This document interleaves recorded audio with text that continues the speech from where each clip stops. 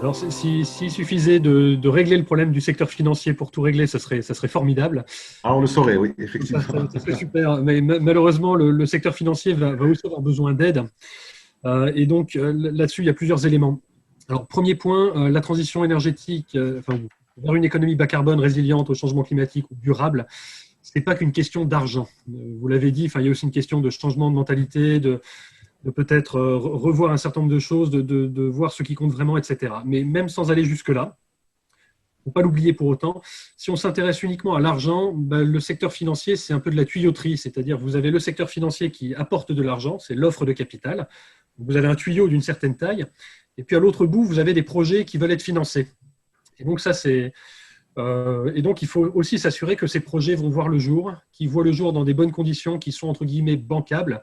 Et puis il faut s'assurer que les deux tuyaux se raccordent et qu'il n'y a pas trop de fuite au passage. Et donc, quelque part, que tous les instruments et les pratiques financières que vous pouvez inventer d'un côté trouvent un débouché de l'autre côté. Donc ça, c'est ce qu'on va appeler, disons, enfin voilà, il faut que l'offre de capital rencontre la demande. Et donc, pour générer une demande en capital vert, entre guillemets, ben, il y a quand même un certain nombre de choses à faire. C'est pas taper sur le dos des acteurs en leur disant faites du vert et tout va bien se passer, que ça va marcher. Il faut leur donner des incitations. Désolé d'être bassement terre à terre, hein, mais des incitations, ça peut être quoi? Ça peut être par Ça exemple fonctionne. un prix au carbone, ça peut être mettre des normes. On a parlé de rénovation énergétique du bâtiment tout à l'heure.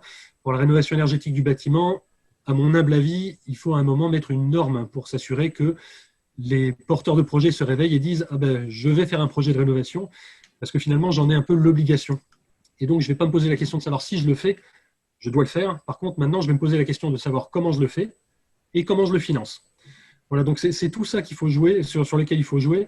Si on se contente uniquement d'essayer de sensibiliser, voire de faire plus que sensibiliser, d'inciter ou de tordre le bras du secteur financier, il pourra certainement déverser des milliards d'argent sur des projets qui n'existent pas et donc il ne va pas se passer grand-chose in fine. Je ne suis pas certain que c'est comme ça qu'on va vraiment avancer. Donc il faut vraiment marcher sur les deux jambes.